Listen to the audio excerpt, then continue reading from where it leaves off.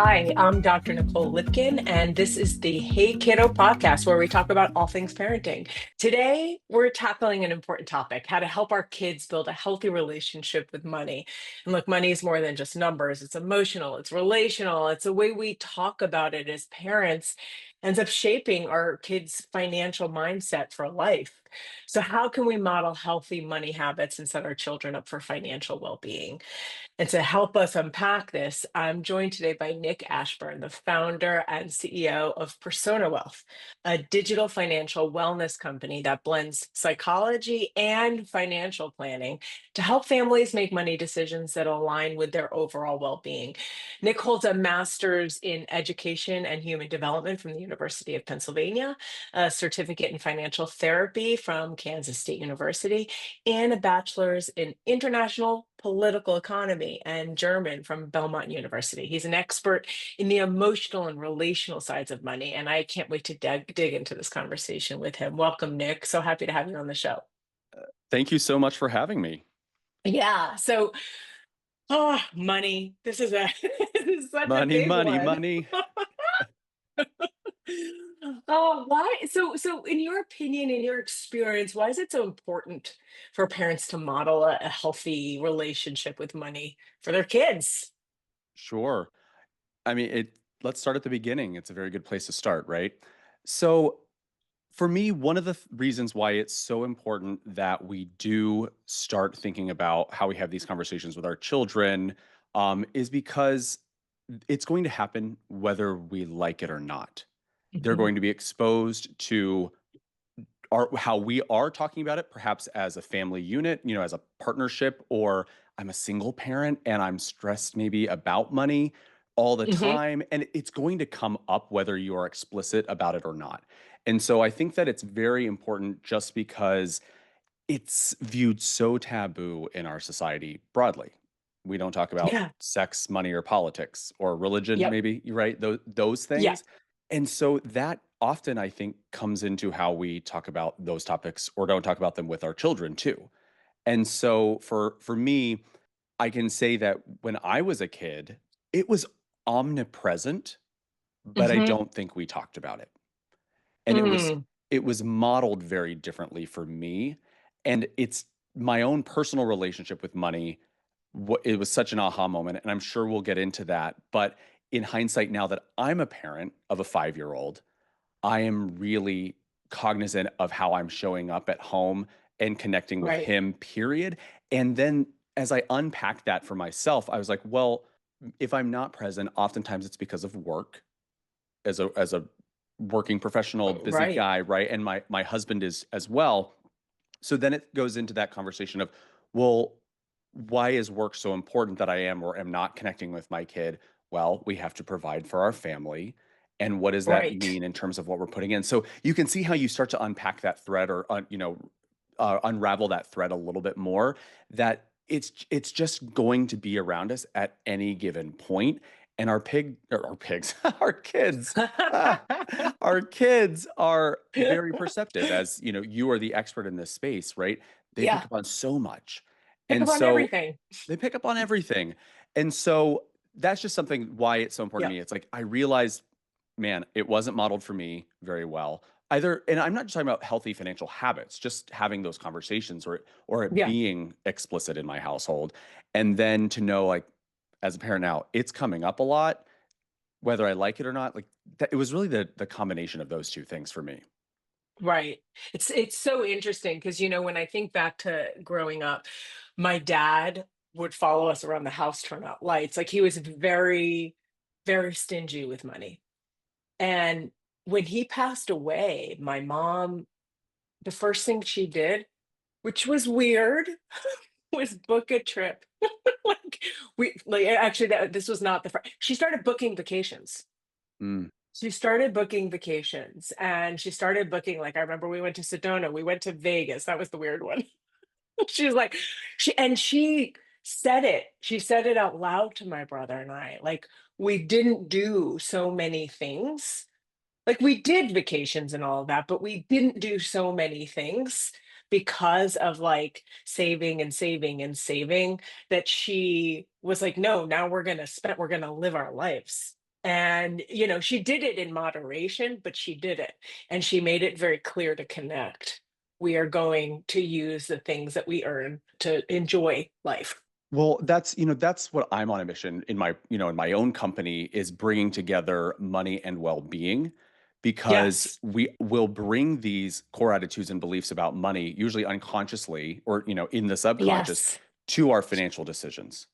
And they're rooted in childhood, as many of our other sorts of thoughts and Yep. beliefs are. And so when in that example that you gave, whether that was modeled for you in different ways or not, but like overall, it sounds like your mom was saying, this is going to bring me joy, and it's something we can do as a family. And we Yes. were perhaps coming from a more scarcity mindset, Yes. and now we have freedom. And so it sounds to me that perhaps your parents, again, I'm not here to diagnose them by any means, but also had different core attitudes Very. and beliefs, and whether they talked about them or not, right? And then how did that show up to you? Like, that's why this is so interesting and complex when you just like have an example like that. It's so complex. It's so complex.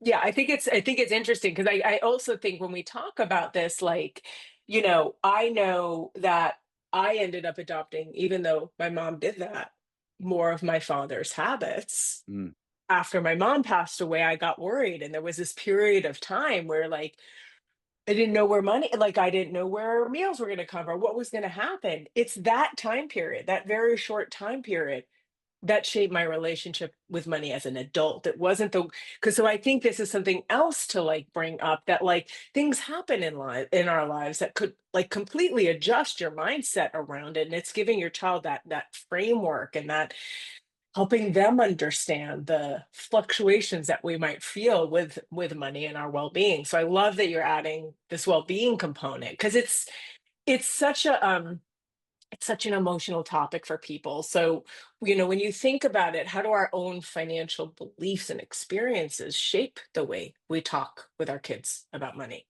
Yeah, so you just mentioned something that I want to pick up on. I mean, it's Yeah. been multiple years running where, I mean, except for maybe COVID, I think, 2020, 2021, where money is the number one stressor in people's lives, regardless of how much they earn. So this is not a I don't have money or I It's have all the money interesting. in the world. It is the number one stressor, and that's from the American Psychological Association. So that's why I think it is so important that we're talking about this, and what you were just describing in terms of something might happen. In financial therapy, we often refer to that as a money flashpoint.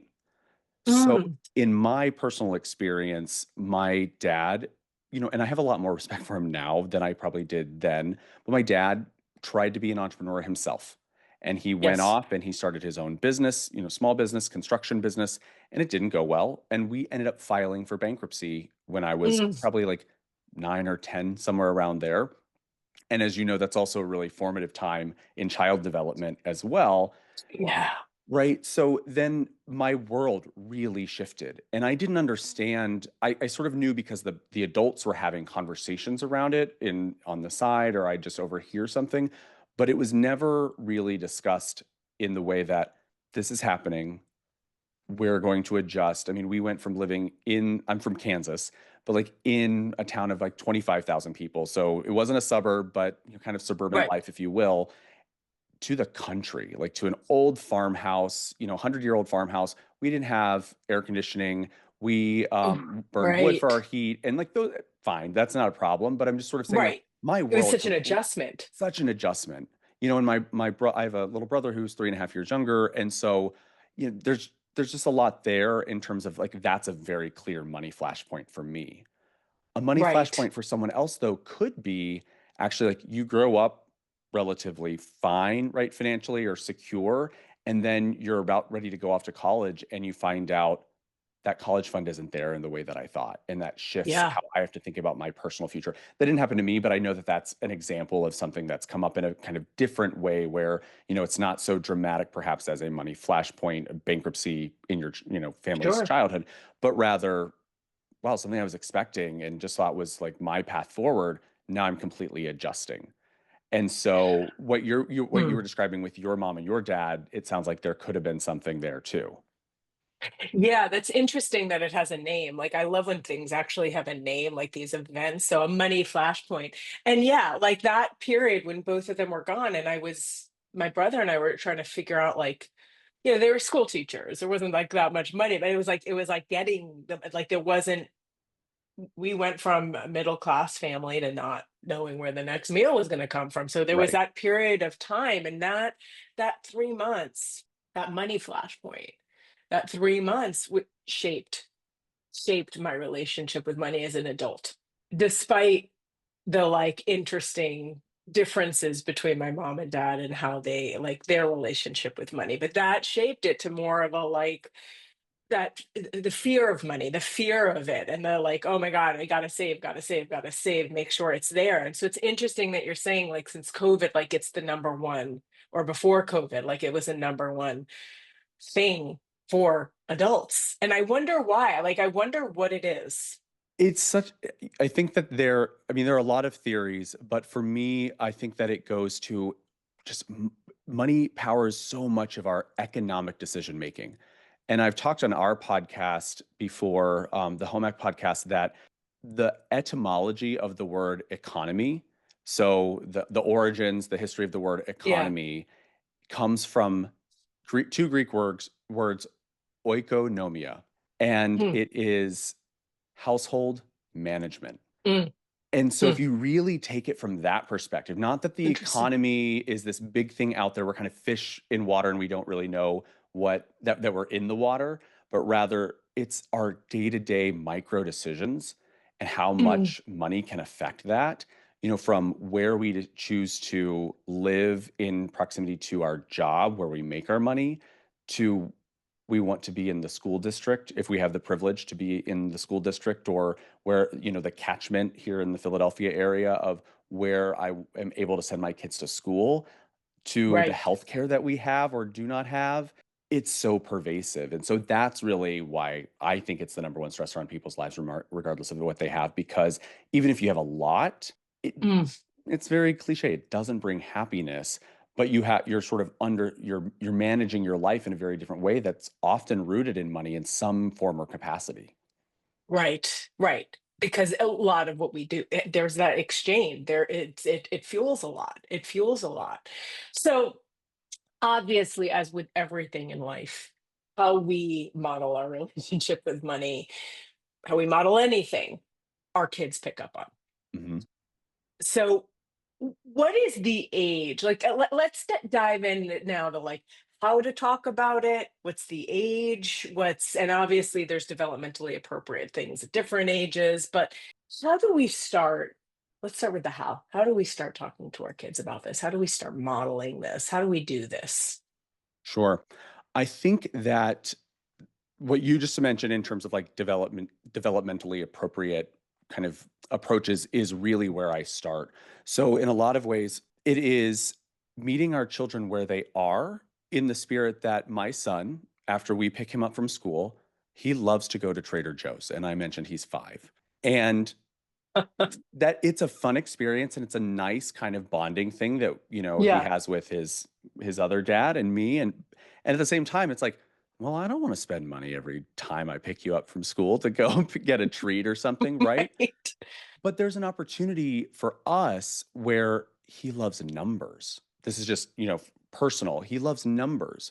And so Hmm. that's kind of a lower barrier to entry, where we can introduce these concepts that, oh, this little snack that you want to get at the store costs something.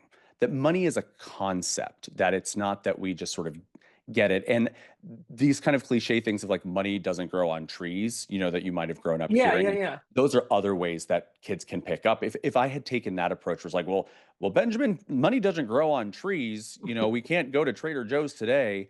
That that type of stuff gets passed on. So instead, we're sort of saying, well, let's talk about your number blocks that you have, and let's Mm, think about your piggy bank. He does have a little piggy bank at home, and sure, it's full of coins, and we're not sitting there being like 25 plus 25 and whatever is this, but we're sort of understanding that making something that could be very high level and abstract becomes concrete. And mm, that's this notion of psychological distance and temporal distance, as well as physical distance.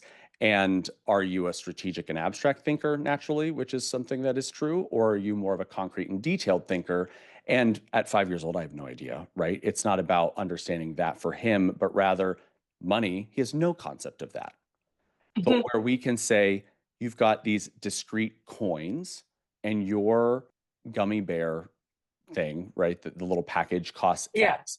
It's going to be this many coins or this number of coins, even. So he sort of starts to orient himself to that. But I do Hmm. know very close friends of mine where they, as a couple, so this is more on the how to. If you are in a partnership and you have a co-parent, you're having that conversation together in terms of are you on the same page as to the approach as well.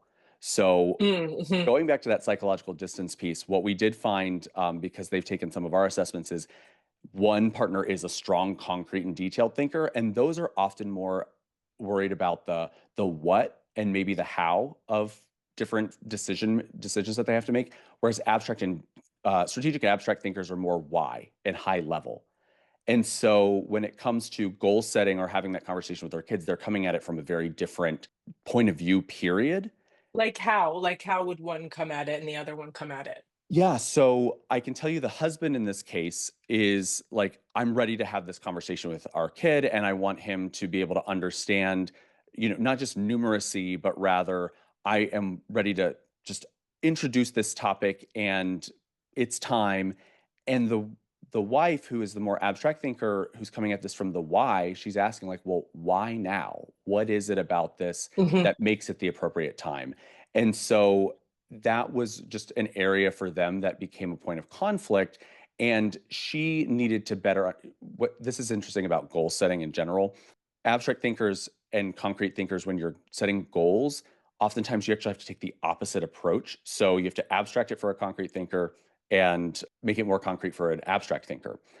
Mm. So for her, he needed to be able to articulate the steps that he wanted to take or the ideas that he had and make it concrete for her in a way that brought them together. And she needed to better understand or articulate, well, why is it that I don't think at 4 or 5 years old for their kid, their oldest kid, why she was thinking about that. So it comes to Hmm. really about interpersonal communication, but so less about the exact approach with their child, but are they on the same page as Got you. co-parents at I the same got you. time? I got you. Because it's interesting as you're talking about this, I'm also thinking about like what have been some of the best lessons that Charlie has had about money. And it's not just how my husband and I communicate about money. One of the best lessons was him breaking one of his toys and Were being you going to replace it or not? yeah, like him being like he would roughhouse with things like throw him whatever, and one of his toys broke that he really loved. And yeah, it was a really great opportunity. And it was, and I'm gonna be honest, like it was like he'll Matt and I were both immediately annoyed and we had to check ourselves because like, he's being rough with them and all of that.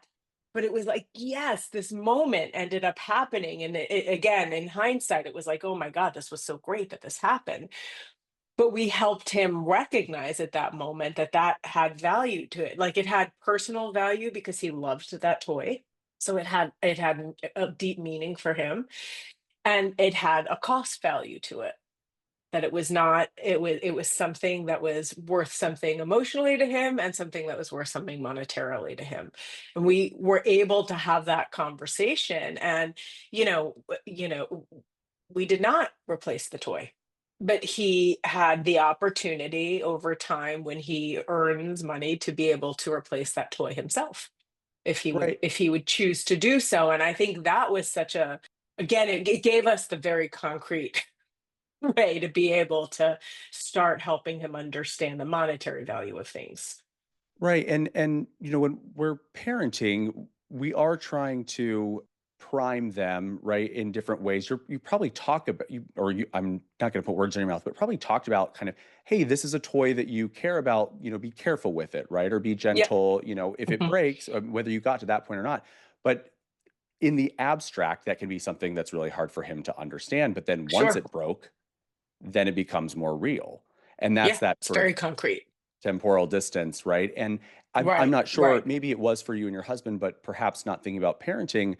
Was Mhm. that a money focused conversation, or was it really around, hey, take care of your stuff You know, I think it was both. It was a take care of your stuff thing. Like these things that you care they about? don't, yeah, that you care about don't just they don't just grow on trees. Like there's there's they were gifts, they were things that you want, like this is important. And also it's an opportunity to like help him have gratitude over the things Mm, that he has that other people might not. But it did open the door for a conversation around money that he would get. Like I found that you know, I bought Charlie a piggy bank early on that has like invest, donate, save, and spend.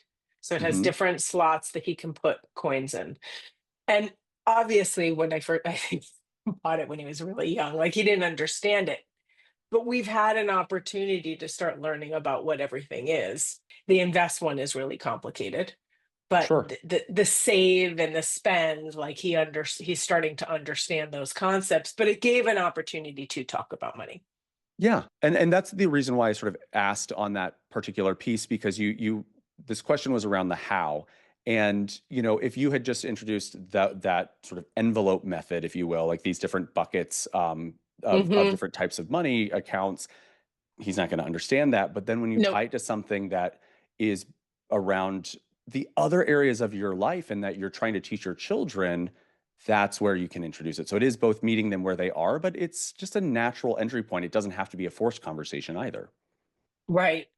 So what are some ways that parents can, if we're thinking about the guardrails and like actual tools and tips on how to do this, you have allowance, you have earning money, you have like what are ways that parents can actually start introducing once a child is starting to cognitively be able to understand or has the toy experience where they break something or can't buy something at a store. What are some ways to talk to a child about it? Like just concrete ways. And I know Yeah, it's different for every family. sure. And I think that I'll take it a little different and then come back to your question is like, let's make sure that we as parents know our own money stories first. Okay. Right. And so what we do, we have this concept called financial schema, and it's rooted in cognitive behavioral therapy and schema therapy, really, to say, because when I think about an allowance, the thing that comes to mind, and it's different for every family, is that, you are doing perhaps chores or you're working towards that. And that is a fundamental value of, that you work to earn money. And I'm not Hmm. here to pontificate right or wrong on that, but just sort of say, like, you are now introducing a belief system to that conversation and that approach. So do you understand where some of that yourself as a parent might be coming from? Hmm. So I just wanted to sort of think about that, because what we see that in the financial schema is we see a financial control is pretty dominant for a lot of people. And I think it comes from, financial independence is a really positive thing. Everyone, I think, wants to be financially independent, and that's a healthy thing. And Hmm. yet, if it skews a little bit too far, it becomes more rigid, perhaps, in the way that your father demonstrated financial Hmm. control. Hmm. Hmm. Other people have self-regulation issues, emotional spending, other things like that. Otherwise, it could be sense of self and external comparison, keeping up with the Joneses. So those are Hmm. kind of like the high level categories that we think about when we're thinking about these money stories and core attitudes and beliefs.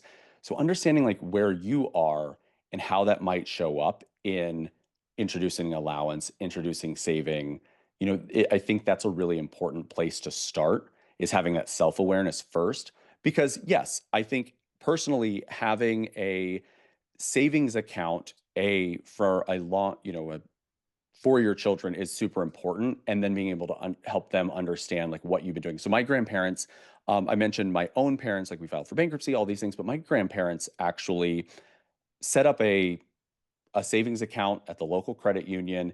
It was a way that we actually were able to buy Christmas gifts for our family. Like Hmm. they empowered my brother and me to shop for Christmas gifts when they put $100 or something in a savings account every year. And Hmm. I remember when I went to go close out that account, my grandparents had passed and I never longer lived in my hometown. And the woman at the counter, and she kind of shamed me, but like it was a profound moment in a lot of ways. She said, "Oh, I think your grandmother would be really sad about this."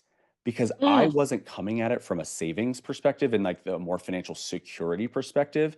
And yeah, now, probably 15 years later, 20 years later, I'm thinking, oh man, like had I just let money sit there and ride, in a high yield savings account, I would be in a different place or that account would have grown, all those things. But I sure. had all of these different conflicting values. But as a kid, that was what she was trying to demonstrate for me, that it was both a place of generosity and gratitude that I was able to buy Christmas gifts for other people.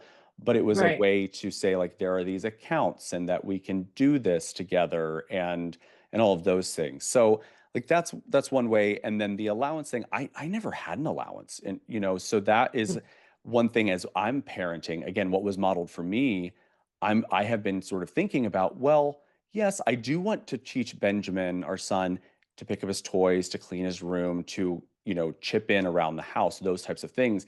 But is it tied to money? And that's Or sort of what just stuff you should be doing. stuff you should be doing, right? And you're building those other types of skills too.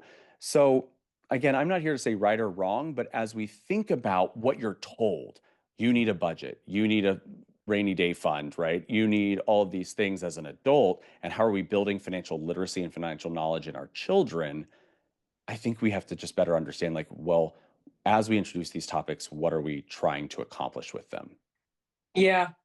It's very interesting because as I'm thinking this through, my brother and I had a very unique experience growing up. I've said this before. My parents were school teachers in the Bronx, and they raised us in this community that was very wealthy. Like it cost a lot to be raised there.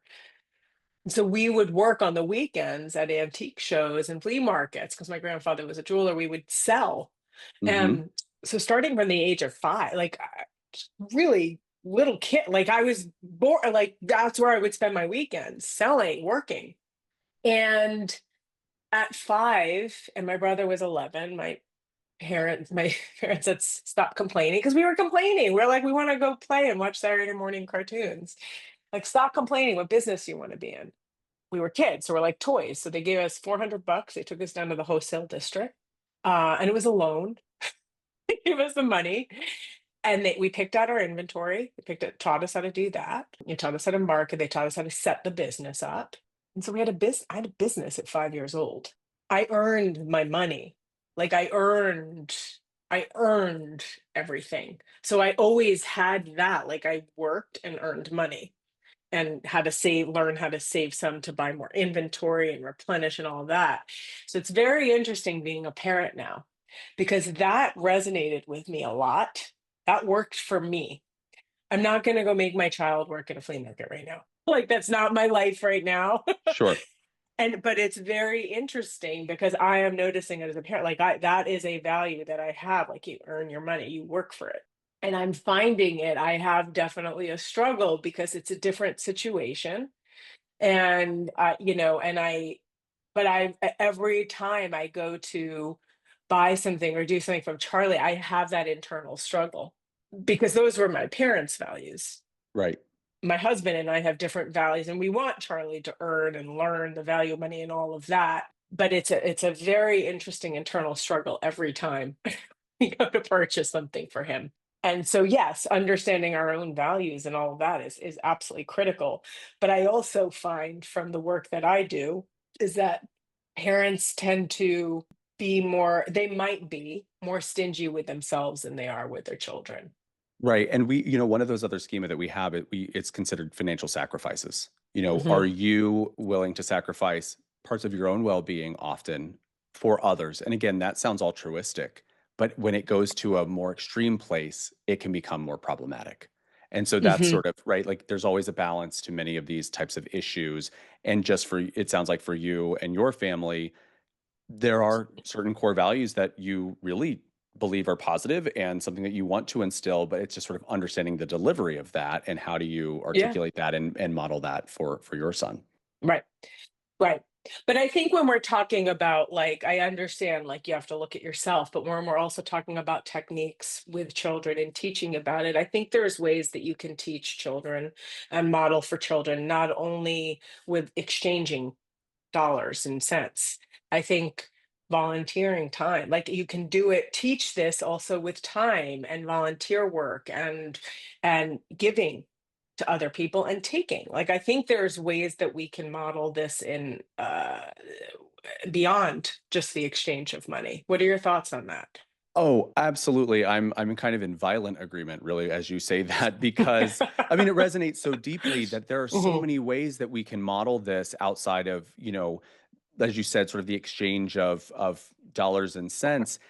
Whether that's volunteering, it could be, we support our son's school too, right? And so how are we, it's not just volunteering, but sort of, hey, your school needs this. This is a value to mhm, others, right? And this mhm. is for us as a family value, also a way that we are fine spending money, right? So that's something else.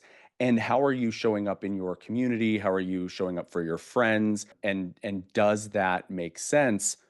It's definitely an area that we want to model, and I think that it's also where, as think about how much money powers so many different areas of our lives. If we take that our own inventory, not of our core attitudes and beliefs, but rather like where does it show up in our lives, and then we're Mhm. able to share that with our children and be more open about it instead of it's something that we don't talk about. It's just bringing it to the surface. That's going to be a recurring theme throughout this conversation. It's like we have to just keep bringing this to the surface and find out what makes sense for you, and again, what's developmentally appropriate, probably for your child.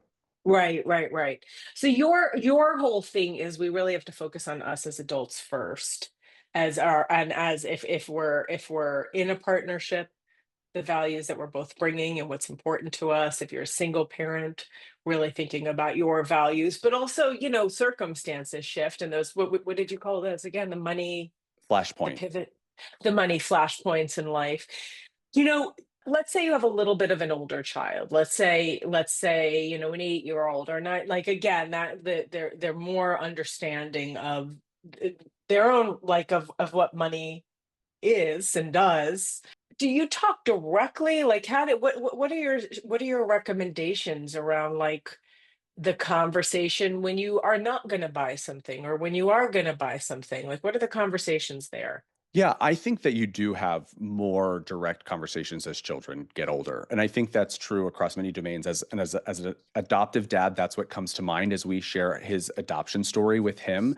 There are different ways that we communicate and things that he will understand at different phases. So yes, I think you can be more direct with older children. I think that you can also introduce that value system in slightly different ways. That's a great way, I think, where you're able to say, hey, you can start to make money in different ways and save for the things that you want. Mhm. And also, that timeline is really important. Is it about, it's also self regulation. Like, do you want something now, right? You want the toy, a thing, or is it really about, oh, as you think about you're 12 and now or 13 and you're going to high school and you want a car at 15, 16, 17, like whatever that might be, right? How do you start introducing some level of distance between you and the thing that you actually want to spend money on? Mm, So I think that's also very interesting because it's so hard to be like, yeah, in 30 years you're going to retire and whatever, right? Or 40 years at that point. But if you come back and say like these are the things that are relevant to you today as an 8-year-old, a 9-year-old, a 15-year-old, whatever that might be, I think that's where you can introduce these conversations, especially if you haven't, in a way that they're going to be more receptive to. In financial literacy education, there's some strong results that show broad financial literacy education doesn't have a huge effect on people. You might go through a formal class in high school or something. A lot of people advocate for formal financial literacy education mhm. in high school. I was really fortunate. I actually wrote a little homage to my consumer education, consumer science teacher in high school. She since passed, but like I remember in hindsight now, I learned a ton, but so many things didn't feel relevant at the time. And so when you meet people where they are with the things that are important to them at that moment, things stick more. And so if it's like, oh, Right. it's not about balance, you need a budget or balance a checkbook that a skill you need one day. It's actually about yeah, it might be saving for that toy or that one-time expense, but you're also sort of introducing, I love the book, Waiting is Hard, and some of Right, those concepts right, too. right. Does that make sense? Yeah, no, it does. Piggy and Gerald book. Yeah. Yeah. Right. So, okay, so let's put this out. Like, both of our sons are 5 and, teeth are falling, tooth fairy. So, my son actually just got kind of set the precedent in a bad way. I didn't have change for a $5 bill, so I set a bad precedent with the first tooth fairy visit of $5, which is Oh way too boy. much. I know. And it was like, ah. But let's say the child is getting tooth fairy money and saving them money. Like, what's a good way to help have a conversation around that money? Like, or they're gifted some money from a grandparent or an uncle, what aunt, like what's a good way to have conversations around that? Yeah. So I think that that's where the envelope or bucketing method really makes sense. What I would encourage is, again, meeting folks where your kids where they are, is it a toy? Is it a thing right now? Right. And you can sort of say, like, okay, we're going to have this bucket of money here, right? You get $5. How do you think you want to spend this? And but sort of start to break it up to be like, you have $5. Let's take part of that money and put it towards here, but there's always some, maybe it's a small percentage of that amount that goes to a slightly longer term horizon. Mm, And okay. so Benjamin get monetary gifts, and of course he's not saying, let me put it in the college fund, let me put it in a savings account, right? He would Right. go spend it today. So we're trying to introduce, like, yes, you can get something in a much more shorter term, right? And that's going to go into this bucket, but we're always going to share a little bit more in a longer term sense that we're introducing those concepts too, where he may not go to college, but the 529 plan, right? Like, we've got this long term thing that he might be able to use on another thing that we'll introduce later on, but we are setting him up because we can do that for long term financial success while also allowing him to understand the needs today. Does that make sense? It does. So also maybe like again something like for a 5-year-old, okay, you want this Lego.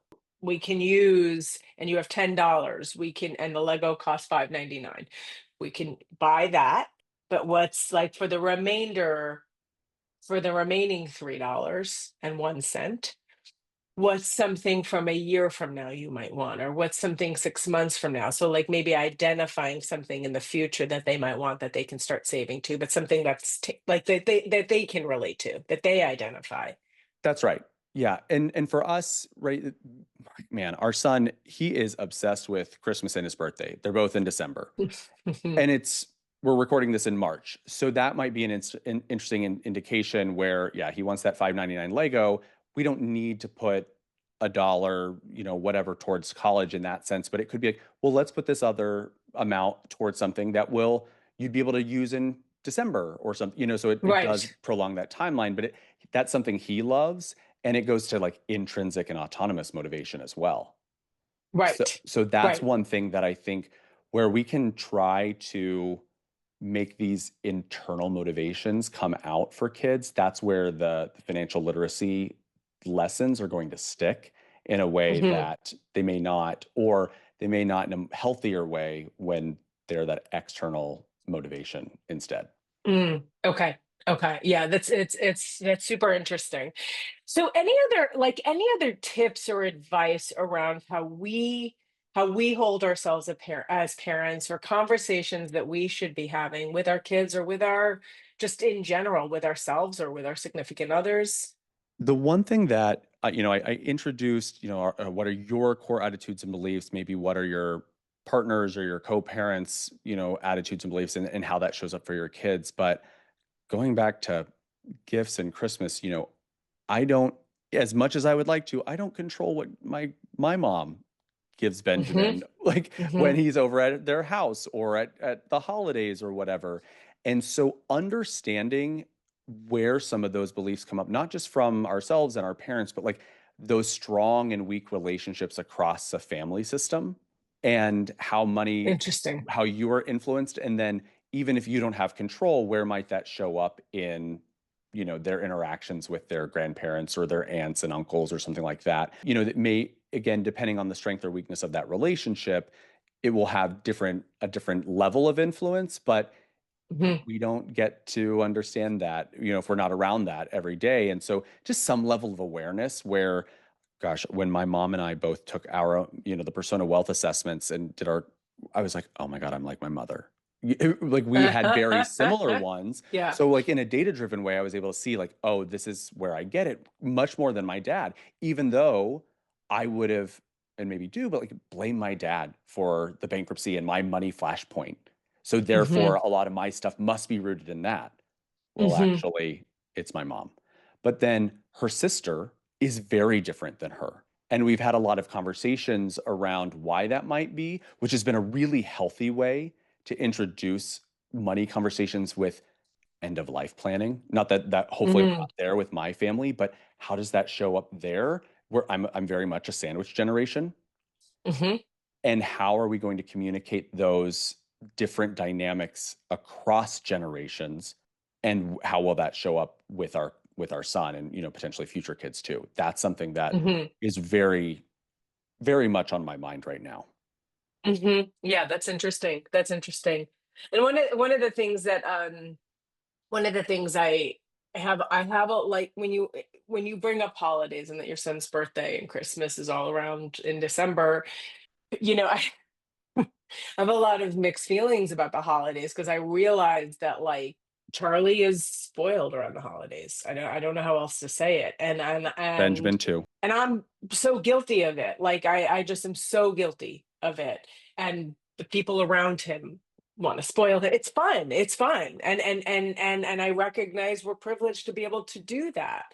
Sure. And so I've tried to counteract it a little bit by making him that he has to go through his toys and look at what he wants to donate and be part of that and give to children that might be in need. But also I've watched some of my friends evolve out of that and place value on experience over things. And I've Yeah. loved that shift. I've loved watching that shift. And I let's talk about that. Let's talk about that. Like how like and I'm not saying there's wrong or right in either, but how you like can how families and I'm not expecting you to have the answer here. We can just talk about it. How families can shift from tangible items to experiential items if that's part of their value shift that they want to make. Because I know that's something that I want to make with Charlie and my family is the more experiential shifts in how we spend our money. Sure. And I got to tell you, growing up for me, experiences, it was not about that. Yeah, at least not explicitly. We did a lot of things Hmm. as families, but we didn't take vacations. We were too poor, kind of thing. But so Yeah. stuff, it was really around gifts. And I think if you put any stock in love languages, like gifts is one of mine. So therefore, like Yeah. I love giving gifts too, Love it. whether people want to receive them or not. Like I love doing that. And so why I bring that up is when folks or when I was learning that, oh, people actually, you can gift a membership to the zoo or a membership to the Franklin Institute here in Philadelphia. I was like, that's a great gift. I love that idea, right? That Hmm. so I love that that's sort of what we started asking for instead of, cheap plastic crap, for instance. Right. But what this where when if we reintroduce well-being into this conversation, Yes, please. and there are generally five elements of well being from kind of positive psychology, right?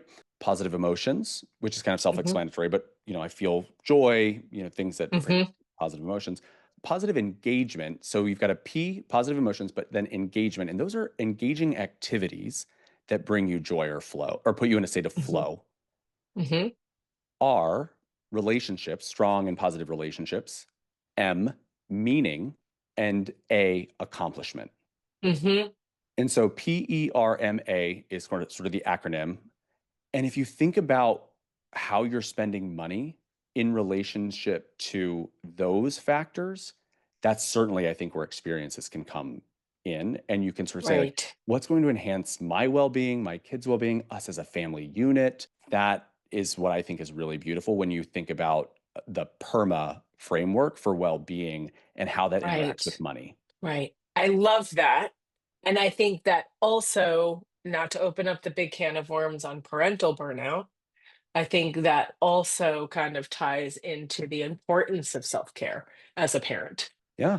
To be able to have family the PERMA family well-being, like, to be able to do that because, again, we can't if our oxygen mask is down, I hate this expression, we can't help other people at Right. I all. mean, what we see in our data is that you, if you're strong in R, I mean, they're not trade-offs. I mean, what you want is it's a rising all tides approach, really. Mhm, But you mhm, could be strong in R, but you're really low in P and E.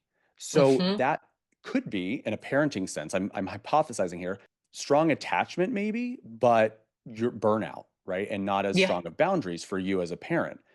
And if it's lower on the R, then let's focus on how we strengthen those relationships with our children mhm. and our the other people in our family. So that's why I just love it, and can sort of do these quick check-ins. I mean, there are these assessments that we provide. That's not a plug, but just sort of like Yep, that you're sort of able to say like, where am I after over different time periods, and yep. do I need to at least think about using money in this sense in a different way to support any of those five factors? Right, I love that. So P let's go through it again. P, positive emotion. Hmm. E was what?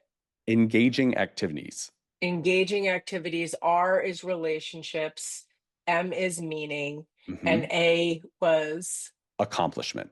accomplishment. I love that. I love that framework around And well-being. accomplishment, right, like might be job related or kind of performance related in different realms, or it could be like, you know what, I checked that thing off my to-do list today and I feel Which is accomplished. huge, which is huge, which is huge, which is also why it is super important when we think about positive psychology, like, as much as possible, end your day, not just for your child, but for you, asking as a family unit what went really well today. Yeah, Because in those hard days, like, again, if we're able to kind of reframe how we're thinking and focus on that and build that muscle. Accomplishment isn't necessarily like I won the award. Accomplishment can simply be like, hey, I got up and I did my things today. absolutely. I showed up as a parent, right? Great. Yes. You can Yes. celebrate that. If it was a Yes. really rough day or you didn't have the Hmm. energy, that's Hmm. enough. Hmm. And I think that there's such an interesting opportunity for us to have that awareness show up, and gratitude is a huge muscle. We are rewiring Huge. if you think about money as the number one stressor in most American adults' lives Yep. and a leading, cause of conflict in relationship, including divorce, Money. our brains are acting very differently when it comes to money conversations and in these economic Hmm. decisions. And Hmm. when you reframe it in the ways that you just described, you are literally rewiring your brain to do so. Literally. Hmm. And we need to give ourselves the fighting chance. And That there's right? very Fight, simple flight, ways that we can do it. freeze, etc. And we are literally Yes. trying to fight in a very different way here. Very different way. All right. So, Nick, if there are five takeaways that you would want to give, you want the parents that are listening to this to walk away with, what are they? I think number one is have these conversations because they're gonna, you know, your beliefs about money, whatever, will go through your family system no matter whether you like it or not. So it's going to happen. So have the conversations, developmentally appropriate, et cetera, as we talked about. I think that there's an interesting opportunity. We're talking about money today on the Hey Kiddo podcast, but ultimately, I'm sure so many of the topics that you discuss here can be applied even in the money Yes. context. So don't silo them in your life. Yes. So you can draw inspiration in these lessons from different areas. Know your own story. That's like Hmm. a big one, right? Know what your own core attitudes and beliefs are. Like, did you have any money flashpoints in your own life? And you're still here. You've shown resiliency, right? And how might that show up for your kids? But also, life happens. And I think what's important to know is if and when that day happens, that there's a money flashpoint again in your adult life, that's going to be part of your children's lives too. So, how are you going to be prepared if that day happens, right? Like life isn't smooth. Yep. So, those are three. I don't know what the other two might be. There are plenty, but like that's three that Yep. really come to mind is know thyself in some senses. And then also, how are you going to build some resilience and be prepared for that so that it may be less of a stressor for your kids as they Yeah. become adults? Yeah.